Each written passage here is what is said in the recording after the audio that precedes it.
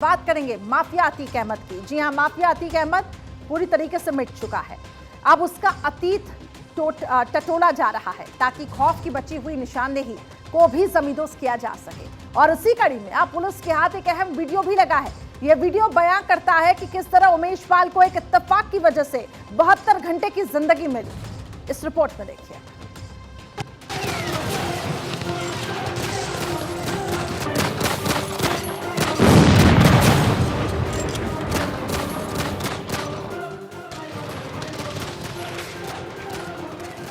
तारीख 24 फरवरी 2023।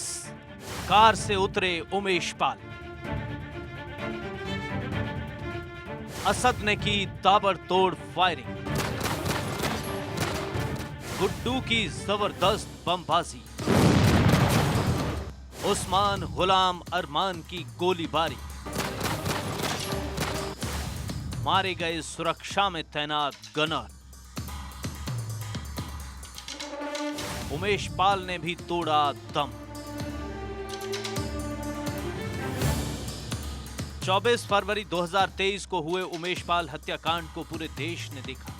बीएसपी विधायक राजू पाल हत्याकांड के गवाह रहे उमेश पाल को जब मौत के घाट उतारा जा रहा था, तब कई सीसीटीवी कैमरे इस मंजर को कैद कर रहे थे। चंद पलों में इस हत्याकांड की कई तस्वीरें पूरे देश के सामने पहुंच गईं। देश ने देखा कि किस तरह माफिया अतीक के बेटे असद और उसके सबसे खास शूटरों ने पुलिस सुरक्षा के बावजूद उमेश पाल को गोलियों से छलनी कर दिया। उमेश पाल को इत्तेफाक से मिली 3 दिन की जिंदगी। 21 फरवरी को हत्याकांड को दिया जाना था अंजाम। शूटरों को एक जीप दिखी, उमेश को मिली 72 घंटे। अब आपके सामने एक और वीडियो है। नजारा लगभग 24 फरवरी जैसा ही है। तस्वीर को जरा गौर से देखिए। कार से उतरे उमेश पाल। पीछे खड़ी है हमलावरों की वही क्रेटा कार। एक साथ नजर आए उस्मान और गुलाम। बाइक पर बैठे हैं अरमान और गुड्डू मुस्लिम। उमेश पाल ठीक 24 फरवरी की तरह कार से उतरते हैं और आगे बढ़ जाते हैं, जबकि मौत ठीक उनके पीछे सफेद क्रेटा कार में मौजूद है। शूटर उस्मान और गुलाम भी एक साथ दिखाई दे रहे हैं। बाइक पर अरमान और बमबाज गुड्डू मुस्लिम हमले के लिए तैयार हैं। लेकिन उमेश पाल की जीवन रेखा में अभी 3 दिन का वक्त बाकी था। अतीक के सबसे खास हमलावर पूरी तरह तैयारी के बावजूद 21 फरवरी को उमेश पाल को नहीं मार सके। इसकी वजह एक जीप बनी। ये थी यूपी पुलिस की जीप। हमलावरों को अच्छी तरह पता था कि उमेश पाल के साथ 2 गनर मौजूद हैं, लिहाजा वे तीनों को मारने की पूरी तैयारी के साथ आए थे। लेकिन जिस वक्त उमेश पाल 21 फरवरी को कार से उतरे, ठीक तभी शूटरों को पीछे से एक पुलिस जीप आती दिखाई दे गई। माफिया अतीक के इन गुर्गों के पास हमला करने के लिए यही चंद पल थे। ठीक इसी वक्त पुलिस जीप को देख उन्होंने हथियारों के ट्रिगर पर रखी अपनी उंगलियों को वापस हटा लिया, क्योंकि अगर 21 फरवरी को ही वो इसी हाल में हमला कर देते तो जीप में मौजूद पुलिसकर्मियों की वजह से प्लान में बड़ा खलल पड़ सकता था। उमेश पाल की जीवन रेखा को शायद भगवान ने 24 फरवरी 2023 तक की ही लंबाई दी थी। शायद इसीलिए एक जीप के सामान्य दौरे ने हमलावरों को वापस लौट जाने पर मजबूर कर दिया। हालांकि 3 दिन बाद 24 फरवरी का मंजर अमल में आकर ही रहा, जिसे पूरे देश ने देखा, और उसके बाद शूटर्स के एनकाउंटर और अतीक के अंत की कहानी भी इतिहास में दर्ज हो गई। बाबा की पुलिस ने कसा माफिया के वकील पर शिकंजा। पुलिस रिमांड पर वकील खान सौलत हनीफ। घर से मिला हथियार और जिंदा कारतूस। मोबाइल फोन से अहम सुराग मिलने की आसार। प्रीतम नगर में वकील सौलत के घर की तलाश। उमेश पाल हत्याकांड में अतीक अहमद के वकील रहे सौलत हनीफ को पुलिस ने 1 दिन की रिमांड पर रखा। हनीफ के घर जब पुलिस ने जांच की तो वहां से हथियार के साथ जिंदा कारतूस बरामद हुए। पुलिस को मिले मोबाइल फोन से भी अहम सुराग मिलने के आसार हैं। बता दें कि हनीफ ही ऐसा शख्स है जो शाइस्ता परवीन के हवाला कनेक्शन का राजदार है। उसे मालूम है हजारों करोड़ की अवैध कमाई कहां भेजी गई, किस किस से और कितनी वसूली की गई। ऐसे में पुलिस ने उससे अहम सवाल पूछे। सवाल यह कि उमेश पाल मर्डर के प्लान की जानकारी कब मिली, उमेश पाल की रेकी की गई थी, उमेश पाल की हत्या के लिए हथियार कहां से आए, हत्या से पहले और हत्या के बाद शूटर्स को किसने पैसे दिए, उमेश की हत्या से पहले किस बिल्डर से हवाला का पैसा आया, उमेश पाल की हत्या से पहले अतीक अशरफ ने कॉल की थी क्या शाइस्ता के साथ मिलकर हवाला कारोबार चला रहे थे, कहां कहां फैला है हवाला कनेक्शन, प्रयागराज में शाइस्ता के मददगार कौन कौन हैं, अतीक ने काली कमाई को कहां कहां इन्वेस्ट किया, उमेश की गवाही हो चुकी थी तो फिर मर्डर क्यों। अतीक भाई अशरफ और बेटे असद के साथ मिट्टी में दफन हो चुका है। कई शूटर एनकाउंटर में मारे जा चुके हैं, लेकिन गैंग के बचे हुए लोग एक दूसरे को फंसाकर अपनी गर्दन बचाने में लगे हैं। लेडी डॉन शाइस्ता परवीन की हमदम रही जाहिदा बेगम ने राहिल हुसैन पर मुकदमा दर्ज कराया है। आरोप है कि राहिल ने उनकी जमीन पर अवैध कब्जा कर लिया और वो कभी भी उनके परिवार पर हमला कर सकते हैं। दूसरी तरफ राहिल हुसैन का कहना है कि उन्होंने अतीक की मुखालफत की थी, लिहाजा शाइस्ता के इशारे पर जाहिदा उन्हें फंसा रही है। मुख्यमंत्री से गुहार लगाना चाहते हैं कि हमारी ज़मीन हमको वापस मिल जाए, और बार बार धमकी देते हैं नसर के मोबाइल से फ़ोन लगा लगा के कि हमारी ज़मीन छोड़ दो, नहीं तुम्हारे पति और तुम्हारे बेटे को खतरा है। हमने असाद अहमद सैफ के खिलाफ मुकदमा लिखवाया। अभी हाल में हमारे खिलाफ साजिशन मुकदमा लिखवाया जा रहा है, जिसकी वजह से मैंने घर से निकलना बंद कर दिया है। शाइस्ता के साथ में चलने वाली जाहिदा बेगम जो उनके साथ हर माशरे में दिखाई देती हैं, किसी भी वीडियो उठा करके देख लिया जाए, जाहिदा बेगम उनके साथ शाइस्ता परवीन के साथ में मिल जाएंगी। और उनके हस्बैंड और एक नदीम करेली के हैं, उन लोगों ने मिलकर मेरे खिलाफ साजिशन पुलिस का रुआब दिखाते हुए मेरे ऊपर मुकदमा लिखवा दिया है। अतीक के करीबी रहे लोग आज बाबा से खौफ खा रहे हैं। खुद को बेगुनाह बताते हुए दूसरे शख्स को आरोपी बताया जा रहा है। दोनों एक दूसरे से जान का खतरा बता रहे हैं। दोनों एक दूसरे को अतीक के करीबी करार दे रहे हैं। योगी आदित्यनाथ ने निकाय चुनाव प्रचार में साफ कर दिया है, अब यूपी में जो माफियागिरी करने चलेगा वो या तो मिट्टी में मिलेगा या फिर व्हील चेयर पर नजर आएगा।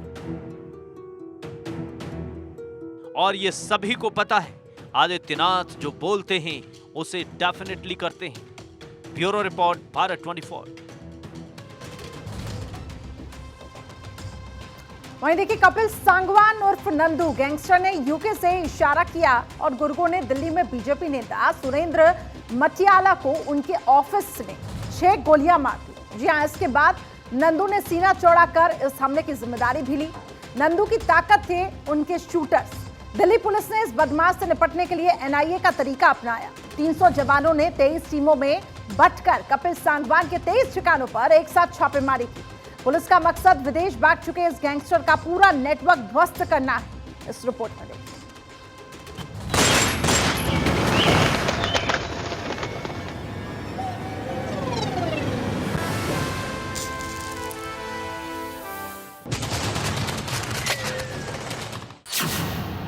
एनआईए की तर्ज पर दिल्ली पुलिस ने चौंकाया।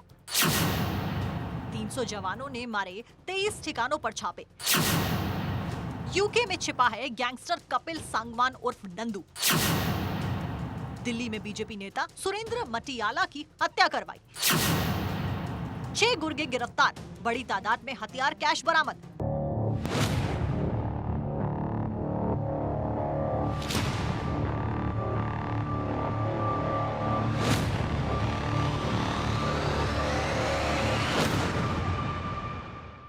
दिल्ली पुलिस ने गैंगस्टर कपिल सांगवान उर्फ नंदू के ठिकानों पर छापेमारी की है। ये रेड दिल्ली समेत हरियाणा में की गई है। एनआईए की तर्ज पर द्वारका डिस्ट्रिक्ट पुलिस के 300 जवानों ने अलग अलग टीमें बनाकर 23 जगहों पर रेड डाली है।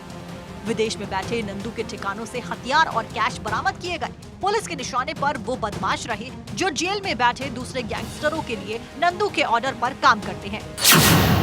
यूके में बैठा कुख्यात गैंगस्टर नंदू जेलों में बंद बदमाशों की मदद करता है। बीजेपी नेता सुरेंद्र मटियाला की हत्या में गैंगस्टर कपिल सांगवान उर्फ नंदू गैंग का हाथ सामने आया था। पुलिस को आशंका है कि टिल्लू ताजपुरिया की हत्या में भी नंदू गैंग की भूमिका हो सकती है। दिल्ली पुलिस ने एनआईए की तर्ज पर उसके सभी ठिकानों पर एक साथ छापेमारी की। 300 जवानों ने अलग अलग टीमें बनाकर 23 जगहों को घेर लिया। पुलिस ने दिल्ली, सोनीपत, झज्जर से हथियार, ड्रग्स और कैश बरामद किया। कभी होटल मैनेजमेंट का स्टूडेंट रहा कपिल सांगवान उर्फ नंदू आज बड़ा गैंगस्टर बन चुका है। यूके में बैठा नंदू अपने गुर्गों के जरिए जेलों में बंद बदमाशों का काम करवाने में माहिर माना जाता है।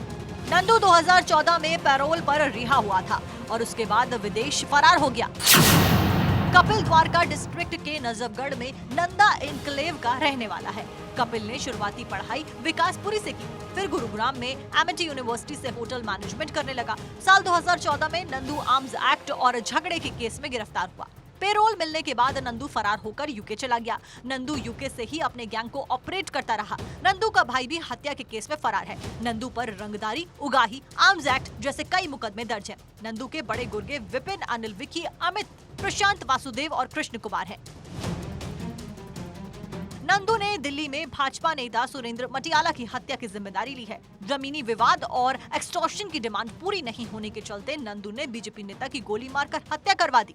मर्डर के बाद नंदू ने बकायदा सोशल मीडिया पर पोस्ट डाल हमले की जिम्मेदारी ली। दिल्ली के बींदापुर में सुरेंद्र मटियाला की गोली मारकर हत्या कर दी गई। पुलिस को मौका वारदात से सीसीटीवी फुटेज मिला। गोली मारने के बाद हमलावर बाइक से फरार हो गए। कपिल सांगवान सुरेंद्र मटियाला से एक्सटॉर्शन की डिमांड कर रहा था। पैसे नहीं मिलने पर भारतीय जनता पार्टी नेता को उनके ऑफिस में 6 गोलियां मारी गई। दिल्ली पुलिस की स्पेशल सेल, क्राइम ब्रांच और लोकल पुलिस इस मामले की जांच कर रही है। माना जा रहा है कि दिल्ली पुलिस आज की कार्रवाई नंदू गैंग का नेटवर्क तोड़ने की दिशा में बढ़ा रही है कदम। Bureau report, Bharat 24।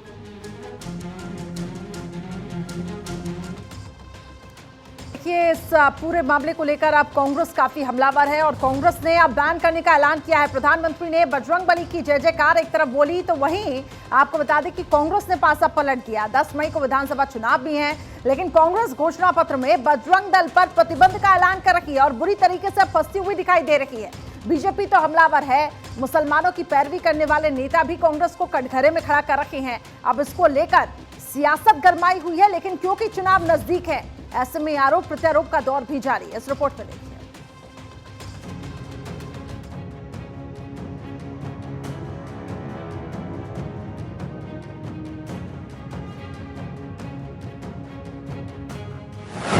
कर्नाटक चुनाव करण, केंद्र में बजरंग दल, कांग्रेस के घोषणा पत्र में बैन का ऐलान, चुनाव प्रचार के लिए पहुंचे पीएम मोदी, जय बजरंग बली से भाषण की शुरुआत, संतों को किया नमन, कांग्रेस पर फिर प्रहार। 10 मई को कर्नाटक में विधानसभा चुनाव है, लेकिन महज चंद रोज पहले दक्षिण राज्य में चुनाव का सबसे बड़ा मुद्दा बदल गया। कांग्रेस ने कर्नाटक फतेह के लिए घोषणा पत्र जारी किया और निशाने पर श्री राम भक्तों को ले लिया। इसके लिए विपक्षी दलों ने भारत को इस्लामिक राष्ट्र बनाने वाले पीएफआई का पैमाना रखा।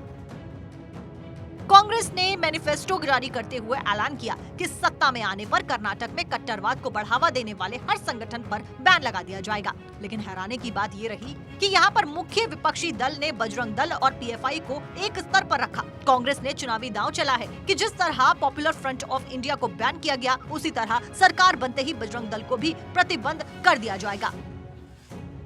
लेकिन प्रधानमंत्री नरेंद्र मोदी ने कांग्रेस के बैक टू बैक दूसरे दिन कांग्रेस के संकल्प पत्र को बीजेपी के ब्रह्मास्त्र में बदल दिया। पीएम ने मुदबिद्रे में चुनावी सभा में अपने भाषण की शुरुआत बजरंग बली की जयकारों से की। प्रधानमंत्री ने खुद तो हनुमान जी की जय बोली ही, रैली में मौजूद हजारों लोगों से भी 3 बार बजरंग बली की जय बुलवाई। इसके बाद प्रधानमंत्री मोदी ने मठों, तीर्थकरों और संतों को नमन किया। बली की, बजरंग बली की, बजरंग बली की। परशुराम क्षेत्ರದ यन्ना मोकेदा ತುಳುವಪ್ಪೆ ಲೋಕುಳೆ ಸೋಲ್ಮೇಲು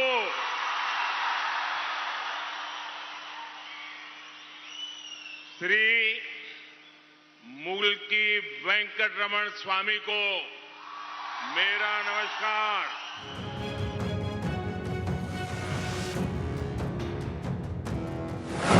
कांग्रेस के ऐलान पर असदुद्दीन ओवैसी के सवाल। कहां गया बाबरी मस्जिद बनाने का वादा? संघ के नेताओं को कांग्रेस ने दिया बड़ा पद। बजरंग दल संकल्प पर भी पलट जाएगी कांग्रेस। बजरंग दल को पीएफआई के बराबर बोल बैन लगाने का ऐलान कर कांग्रेस बुरी तरह से फंस गई है। एक तरफ जहां भारतीय जनता पार्टी ताबड़तोड़ हमले कर रही है, तो वहीं बाकी दल कांग्रेस की मंशा पर अब सवाल उठा रहे हैं। एआईएमआईएम चीफ असदुद्दीन ओवैसी को कांग्रेस के किसी भी वचन पर भरोसा नहीं है। बजरंग दल पर बैन का सवाल जब उनके सामने आया तो ओवैसी ने कांग्रेस की बाबरी वाली शपथ याद दिला दी। ओवैसी ने कहा कि इसी कांग्रेस ने बाबरी मस्जिद को दोबारा बनवाने का वादा किया था, लेकिन उनका वादा कहां गया? एआईएमआईएम चीफ ने बजरंग दल पर किए गए कांग्रेस के ऐलान पर बड़े सवाल खड़े कर दिए। ओवैसी ने कहा कि कांग्रेस आरएसएस की पृष्ठभूमि वाले नेताओं को बड़ा ओहदा दे रही है। इससे साफ है कि खरगे की पार्टी मुसलमानों को गुमराह कर रही है। कांग्रेस पार्टी जब बाबरी मस्जिद का डेमोलिशन हुआ था, तो डेमोलिशन के बाद कांग्रेस पार्टी का एक रेजोल्यूशन है पार्टी का कि हम दोबारा वहां मस्जिद बनाएंगे। समझिए आप, जब कांग्रेस पार्टी की सरकार थी, उनका रेजोल्यूशन है उनकी पार्टी का कि हम बाबरी मस्जिद को वहीं बनाएंगे। क्या हुआ वहां पे फिर? अब कांग्रेस पार्टी बोल रही है, देखिए चुनाव से पहले तो बहुत बातें बोलते, उसके बाद क्या होता आप देख लो। दूसरी बात, आप बोलते कि ये बैन करेंगे नहीं करेंगे। भाई आप शेटकर साहब को पार्टी में लिए, उन्होंने जिंदगी उनकी आरएसएस से शुरू हुई। हाँ, उनकी जिंदगी आरएसएस से शुरू हुई पूरा। उन्होंने बीजेपी के फाउंडर्स में से है, उन्होंने कांग्रेस में चले गए। क्या है आपका ये? मेरे को नहीं मालूम, देखेंगे क्या होता है इलेक्शन के बाद। बजरंग दल पर बैन का ऐलान कर कांग्रेस कर्नाटक के रण में फंस गई है। एक तरफ मुसलमान और उनके नेता कांग्रेस का भरोसा नहीं कर रहे हैं, तो वहीं दूसरी तरफ साधु संत समेत बजरंग दल के कार्यकर्ता देश भर में कांग्रेस के खिलाफ अब प्रदर्शन करने लगे हैं।